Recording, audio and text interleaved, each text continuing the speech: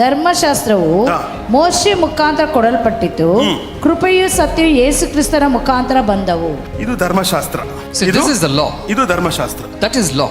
David ಇದು ಮಾಡಿದ ಮೇಲೆ ಅವನು ನೋಡ್ದ ತೆಗೆದು ಮಾಡ್ದ, ಒಂದಿನ 2 ದಿನ ಮಾಡ್ದ, 3 ದಿನ ಬಿಚ್ಕೊಂಡ ಅಷ್ಟೇ.